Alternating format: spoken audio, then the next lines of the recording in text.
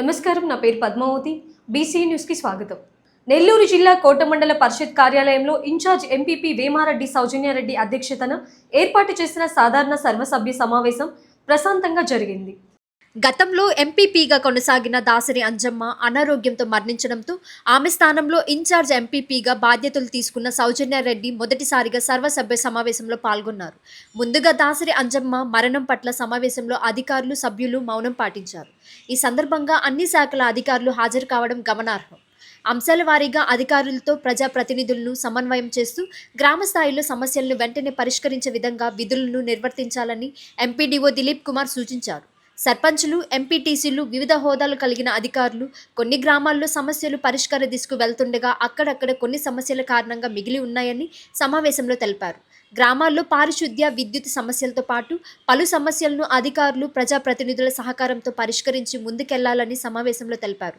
ఈ కార్యక్రమంలో తహసీల్దార్ కట్టారి జయజయరావు, జెడ్పీటీసీ సభ్యులు Dasari Kotayya, vice MPP Uppala Seshayya, MPTC సభ్యులు షేక్ సంషుద్దీన్, మొబిన్ బాషా, యానాటి నారాయణ, ఎంబేటి శశి, బిందు, అన్ని శాఖల అధికారులు పాల్గొన్నారు.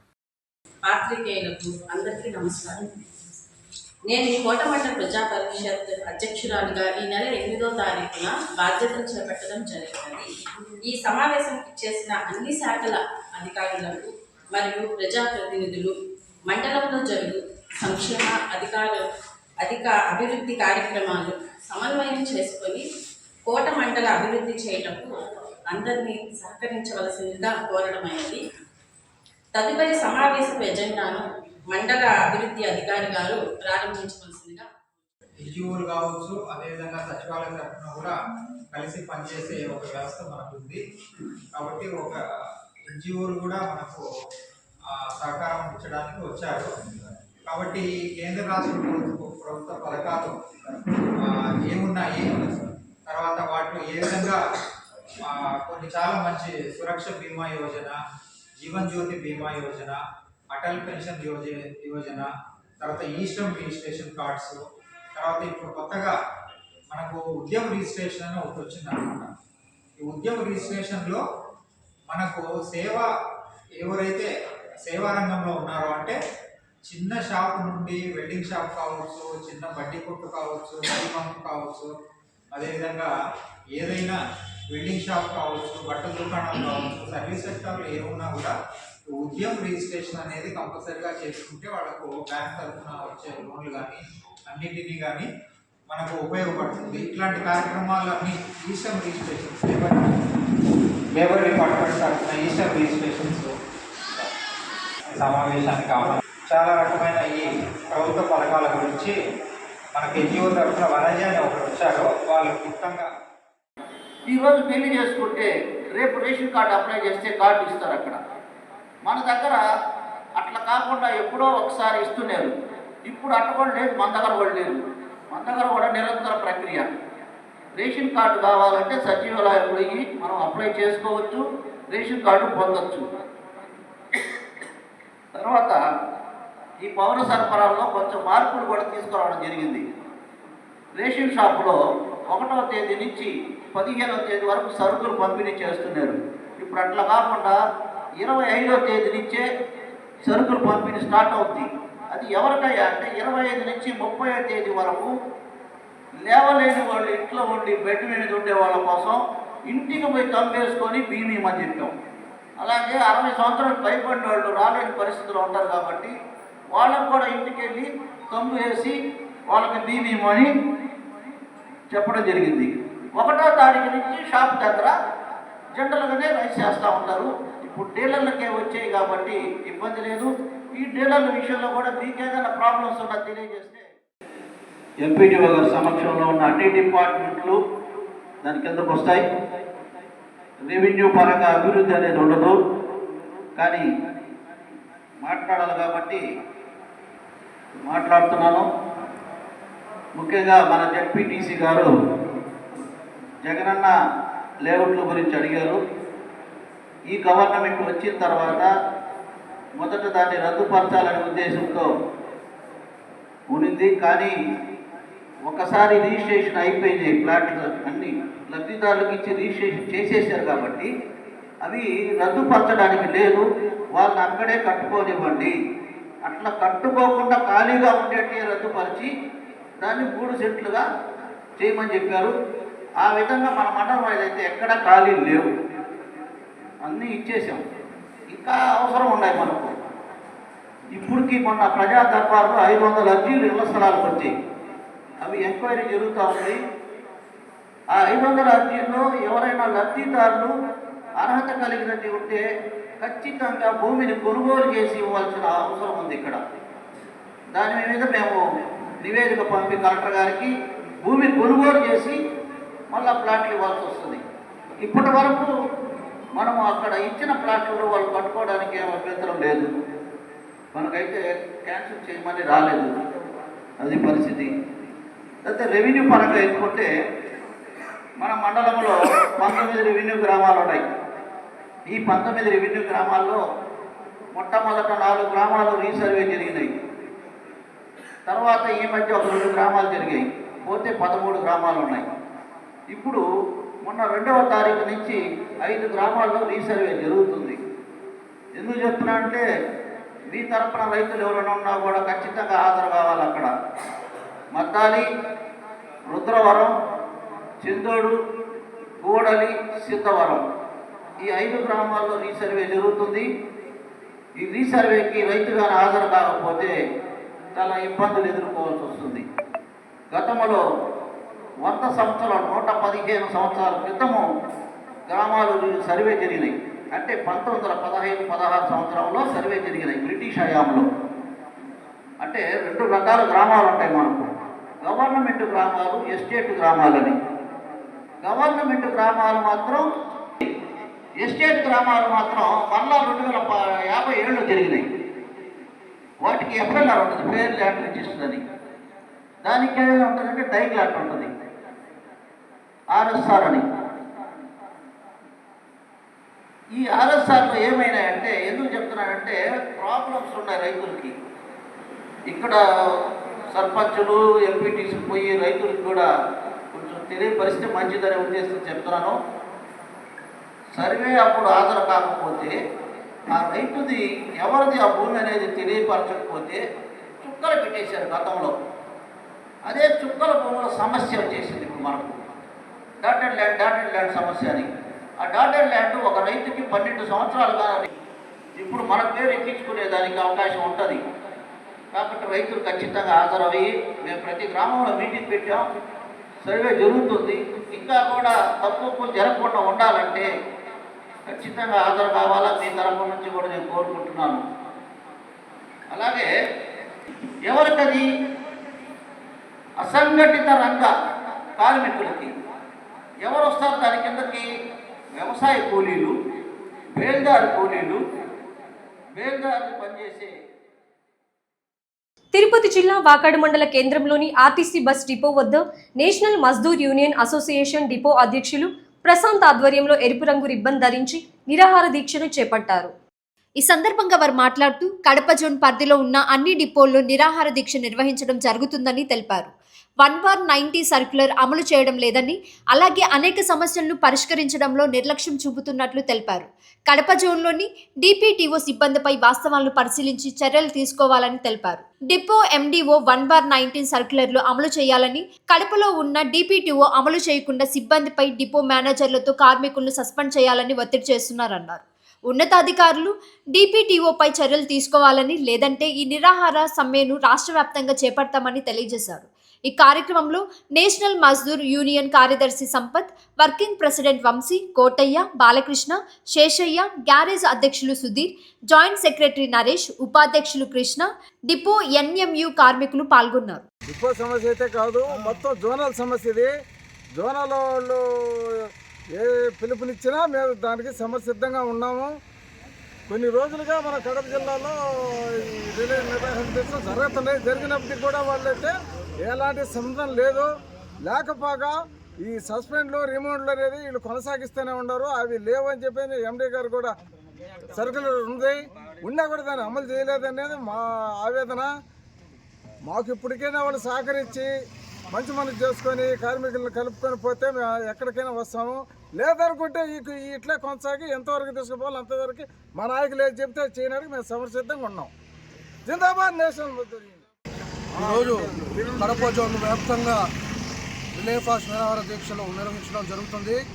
కడప జోనల్ కమిటీ కాలు మేరకు, తిరుపతి జిల్లా కమిటీ పిలుపు మేరకు జోన్లో ఉండే ప్రతి డిపోల్లో రిలే ఫాస్ట్ నిరాహార దీక్ష చేపడుతున్నాం. ఇది ముఖ్య ఉద్దేశం, నిరాహార దీక్ష ముఖ్య ఉద్దేశం కడప జోన్లో ఏ డిపోలో కానీ 1/19 సర్క్యులర్ ఇంప్లిమెంట్ చేయడం లేదు. ఇంప్లిమెంట్ చేయమని చెప్పి డిప్యూటీ వాళ్ళు లెటర్లు ఇస్తున్నప్పటికీ ఫోన్ ద్వారా ఫోన్లు చేసి రిమూవల్ చేయండి, సస్పెండ్ చేయండి, పనిష్మెంట్లు ఇవ్వండి అని డిపో మేనేజర్ గారికి ఆదేశాలు ఇస్తున్నారు.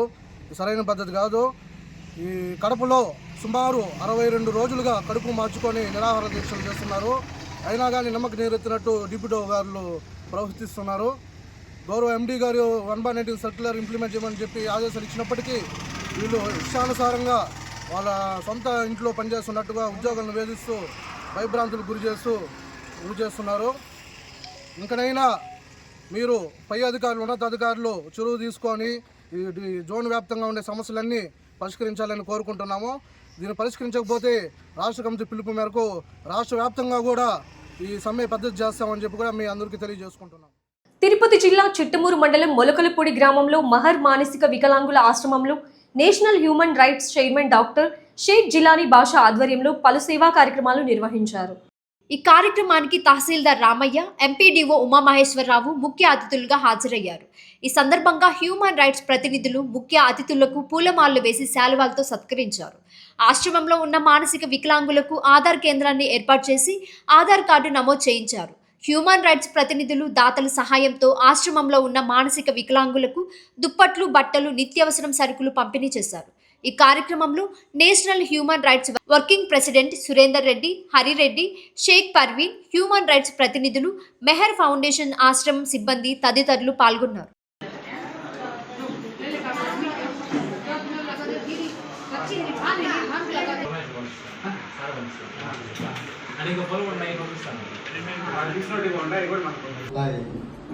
మా నేషనల్ సెక్రటరీ సుధాకర్ గారికి, వర్కింగ్ ప్రెసిడెంట్ నీలం సురేందర్ రెడ్డి గారికి, మా భాష గారికి, ఈరోజు దాతగా వ్యవహరించినటువంటి మా ప్రధాన ఉపాధ్యాయురాలు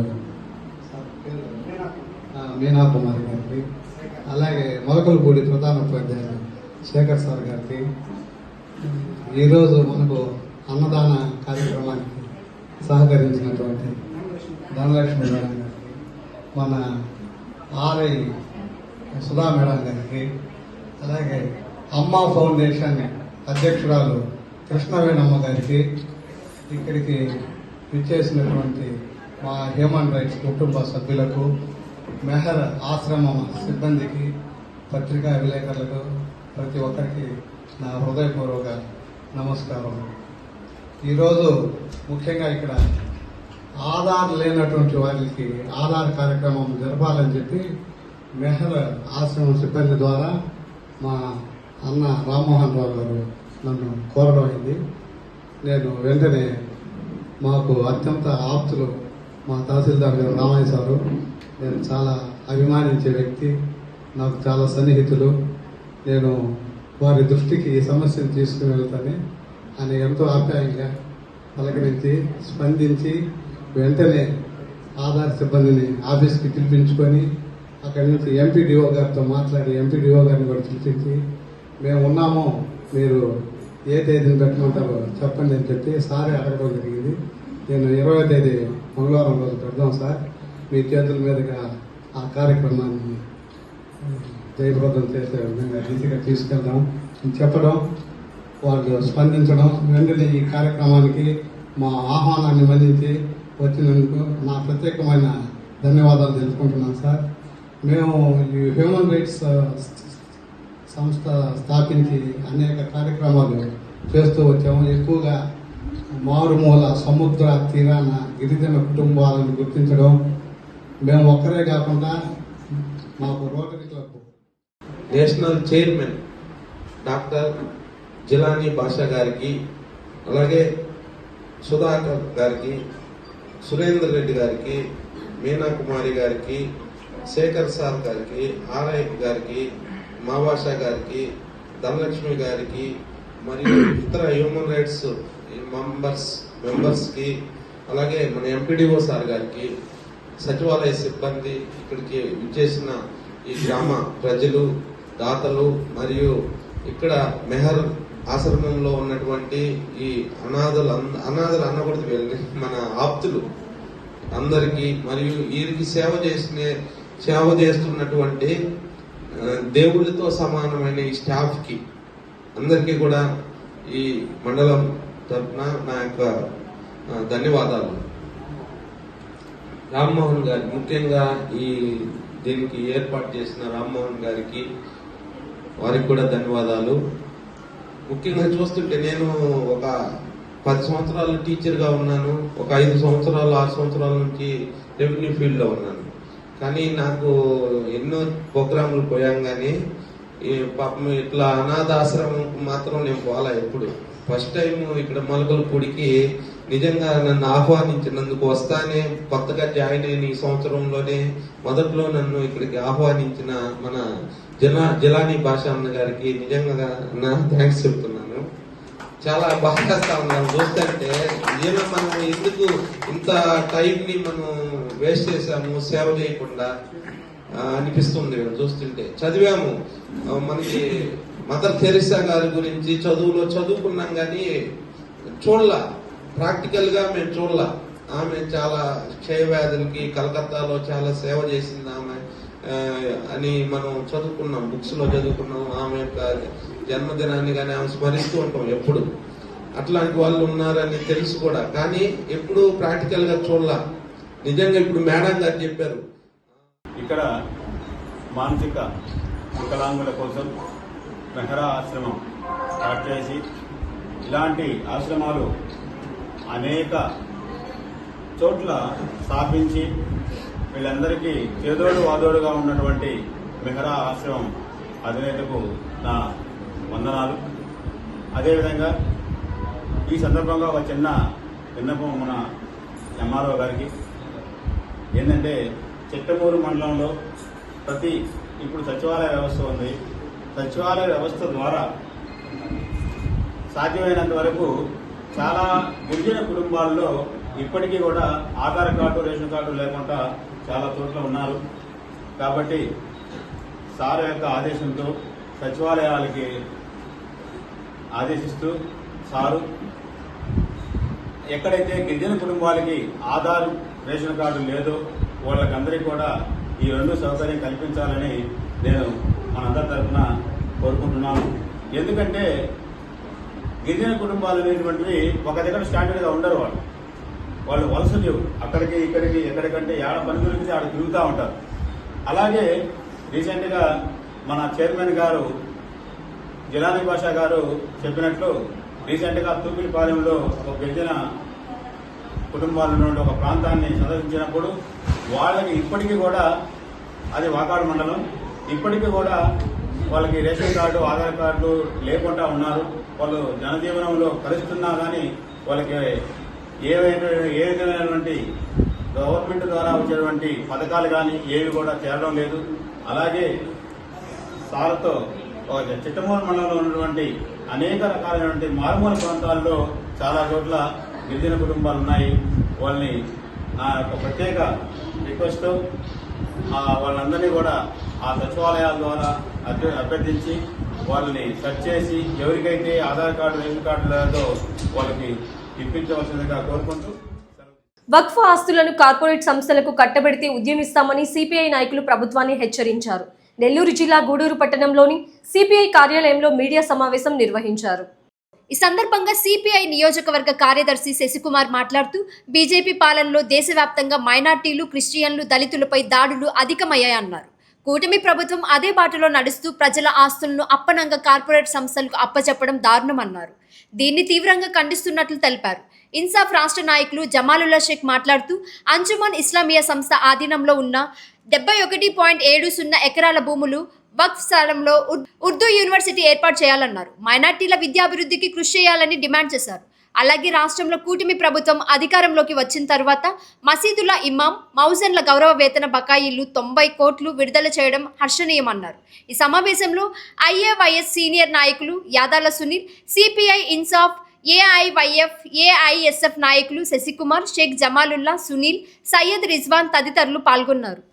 మన ఆంధ్రప్రదేశ్ రాష్ట్రంలోని గుంటూరులో అంజుమన్ ఆస్తులను కొన్ని ఏళ్ల తరబడి వాళ్ళ ఆధీనంలో ఉన్న మైనార్టీల ఆధీనంలో ఉన్నటువంటి అంజుమన్ సంస్థ ఆధీనంలో ఉన్నటువంటి ఆస్తుల్ని 71.7 ఎకరాల ఆస్తుల్ని ఐటీ హబ్కి ఇచ్చేస్తూ అది కూడా 99 పైసల ఎకరా లెక్కన ఇచ్చేయడం చాలా దారుణమైన సంఘటన.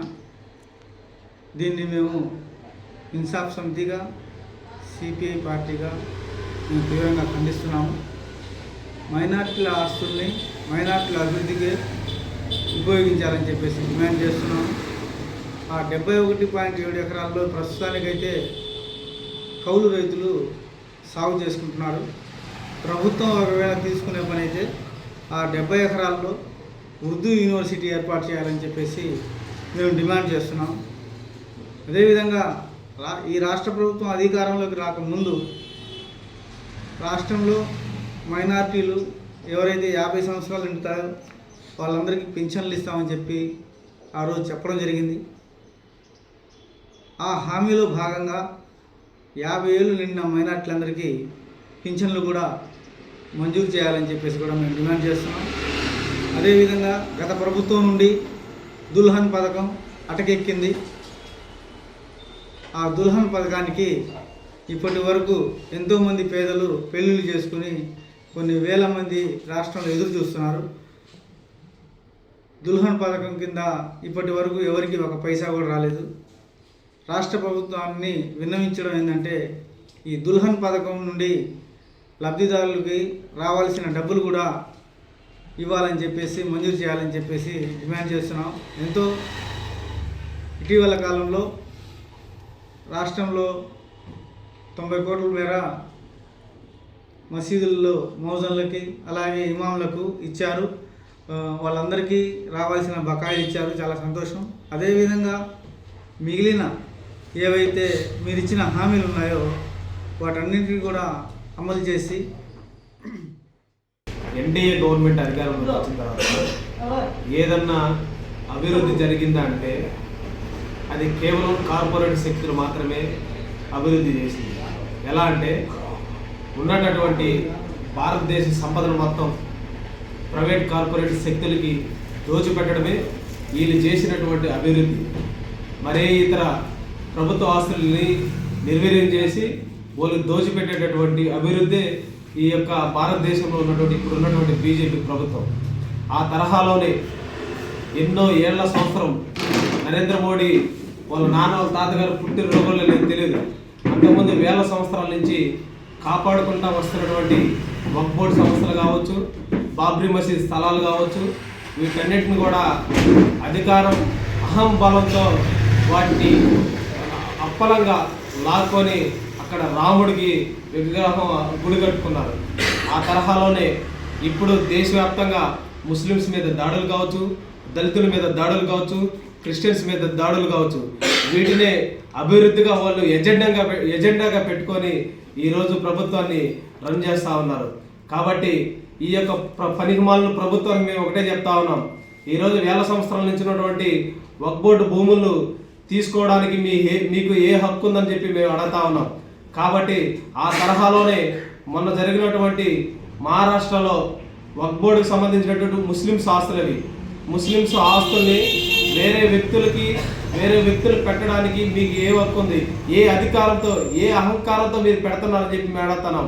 కాబట్టి ఆ యొక్క ముస్లిమ్స్కి సంబంధించినటువంటి వక్ఫ్ బోర్డు ఆస్తులకు సంబంధించినటువంటి ముస్లిమ్స్ వ్యక్తిని ఆ యొక్క వక్ఫ్ బోర్డు ఆస్తులకి సీఈఓగా చేయకుండా ఎవరో వేరే కులస్తుల్ని వేరే మతస్థుల్ని తీసుకొచ్చి ఒక యాదవ్ కులానికి సంబంధించినటువంటి వ్యక్తిని ఈరోజు బీజేపీ ప్రభుత్వం అక్కడ ఆ యొక్క వక్ఫ్ బోర్డు సంస్థని సీఈఓగా చేసింది. ఇది చాలా దారుణమైనటువంటి పరిస్థితి. మీ ఆటలు ఎన్ని రోజులు సాగితే మేము కూడా చూస్తా ఉన్నాం. ఆ తరహాలోనే ఈ రాష్ట్రానికి సంబంధించినటువంటి చంద్రబాబు నాయుడు గారు ఈరోజు ఎన్డీఏ గవర్నమెంట్లో ఉన్నారు. ఆయన ఏం చేస్తున్నారంటే ఈయన ఏది చెప్తే అది ఆయన ఆడుతూ ఉన్నాడు. ఆయన నరేంద్ర మోడీ ఏది చెప్తే ఈయన అదే ఆట, ఆ ఆటలోనే ఈ యొక్క ప్రభుత్వం రన్ చేస్తున్నారు. కానీ ఈయన సపరేట్గా ఏం చేసింది లేదు. ఎందుకంటే గుంటూరులో ఉన్నటువంటి 71 ఎకరాలని ముస్లిమ్స్ ఆస్తుల్ని ఈరోజు కార్పొరేట్ శక్తులకి దారాదత్తం చేస్తూ ఉన్నారు. ఆ దారాదత్తం చేసే దాంట్లో వీళ్ళు ఆట కూడా కొంచెం ఉంది.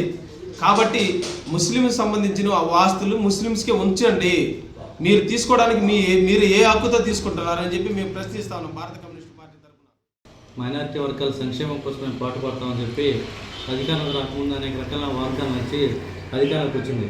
అధికారంలోకి వచ్చిన తర్వాత కేంద్రంలో ఏదైతే బీజేపీ నరేంద్ర మోడీ అవలంబిస్తున్నాడో ప్రజా వ్యతిరేక విధానం ఏదైతే దళితుల మీద, ముస్లిమ్స్ మీద, మైనార్టీ మీద దాడు కొనసాగిస్తున్న క్రమంలో ఈరోజు గుంటూరు పట్టణం కూడా ఈ కూటమి ప్రభుత్వం అంజమాన్ ఆస్తుల్ని ఈరోజు 72 ఎకరాలు దాదాపు ఉన్నటువంటి ఎకరాలకి కొన్ని కోట్ల రూపాయలు పలికేటువంటి ఆస్తుల్ని ఈరోజు బడా కార్పొరేట్ సంస్థలకి 99 పైసల లెక్కన నారా లోకేష్ కానీ వీళ్ళంతా కూడా దాన్ని అప్పనంగా వాళ్ళకి కార్పొరేట్ శక్తులు కట్టడి పెట్టడం కూడా చాలా దారుణమైన విషయం. ఈరోజు అంజమాన్ ఆస్తుల విలువ వాళ్ళ లక్షల కోట్లు ఉంది కాబట్టి ఈరోజు వాళ్ళు ఏ రకంగా దెబ్బతీయాలని చెప్పి ముస్లిమ్స్ని వాళ్ళ ఆదాయ వనరులు ఉన్నాయి కాబట్టి వాళ్ళ ఆదాయ వనరులు దెబ్బతీస్తే ముస్లిం పురోగతి ఉండదు కాబట్టి వాళ్ళు అనేక రకాలుగా ఇబ్బందులు పడతారు కాబట్టి వాళ్ళ ఆదాయ వనరులను మనం కట్ చేసే విధంగా ఈరోజు నరేంద్ర మోడీ ప్రభుత్వం ఎట్లయితే ఉందో దానికి అనుకూలంగా ఈరోజు కూటమి ప్రభుత్వం కూడా ఈ ఏపీలో కూడా వ్యవహరిస్తుందని చెప్పి కూడా మేము తెలియజేస్తున్నాం. ఎక్కడైనా కానీ ఈ రాష్ట్రంలో కానీ ఈ దేశంలో కానీ ముస్లిమ్స్ మీద, క్రిస్టియన్స్ మీద, దళితుల మీద దాడులు చేస్తున్నారు. అదే వాళ్ళ ఆర్థిక వనరుల మీద కూడా తీవ్రంగా దెబ్బ కొట్టే పరిస్థితులు ఈరోజు ఎన్డీఏ కూటమి ఉంది కాబట్టి ఇకనైనా ఇటువంటి దుర్మార్గపు దుష్టుడమైనటువంటి చర్యలు అనేవి కూడా విడనాడాలని, ఏదైతే ఈ అంజమాన్ ఆస్తులు ఉన్నాయో, ఈ వక్ఫ్ బోర్డు ఆస్తులు ఉన్నాయో, ఈ వక్ఫ్ బోర్డు ఆస్తులు సొంతంగా ముస్లింలకే చెందాలని, ముస్లింలకి వాళ్ళ ఆదాయ వనరులు ఉండాలని, అదేవిధంగా ఆ ప్లేస్లో కూడా మంచి వృద్ధి యూనివర్సిటీ కానీ విద్యా వైద్యానికి సరిపడేటువంటి అన్ని మౌలిక వసతులు ఆ భూముల్లో కల్పించి పేదవాళ్ళకి, పేదల అభ్యుదయానికి, ముస్లిం అభ్యుదయానికి విధంగా కూడా ఆ భూములు వాడాలని చెప్పి కూడా మేము సిపిఐ పార్టీగా భావిస్తున్నాం. ఈరోజు బడా కార్పొరేట్ కంపెనీలు ఈరోజు చాలా దగ్గర 1000 ఎకరాలు తీసుకొని మేము కంపెనీలు పెడతాం, ఫ్యాక్టరీ పెడతాం అని చెప్పి ఒక 5 సంవత్సరాలకు 10 సంవత్సరాలకు దాంట్లో 5 ఎకరాలు 10 ఎకరాలు ఏదో ఫ్యాక్టరీ పెట్టినాయని మిగతా అవన్నీ కూడా రియల్ ఎస్టేట్లు అమ్ముకునేసి, రియల్ ఎస్టేట్ ఫ్లాట్లు వేసుకునేసి ఈరోజు అన్ని రకాలు కూడా ఇప్పుడు దేవాదాయ భూములు అయితేనేమి, ఇది ముస్లిం భూములు అయితేనేమి, వక్ఫ్ బోర్డు ఆస్తులు కూడా ఈ విధంగా వాళ్ళు రాపిచ్చేసుకుని ప్రభుత్వానికి కూడా అనేక రకాలుగా గండి కొడుతున్న కార్పొరేట్ శక్తులు. వీటన్నిటి కూడా వెంటనే కూడా ప్రభుత్వం మరోసారి పునరాలోచించి ఈ వక్ఫ్ బోర్డు ఆస్తులు కానీ అదేవిధంగా ఈ అంజమాన్ భూములను కూడా వెంటనే కూడా 99 పైసలు లీజ్ అగ్రిమెంట్ వెంటనే రద్దు చేసి వీటన్నిటి కూడా ప్రభుత్వం హ్యాండ్ ఓవర్ చేసుకొని ముస్లిమ్స్కి అదేవిధంగా వాళ్ళ ఆదాయ వనరులకు ఉపయోగపడే విధంగా కూడా ఆ భూములు కేటాయించడం కూడా తెలియజేస్తాం. ఈ వార్తలు ఇంతటితో సమాప్తం. తిరిగి ప్రసారమయ్యే బీసీ న్యూస్ లో మళ్ళీ కలుసుకుందాం. అంతవరకు సెలవు. నమస్కారం.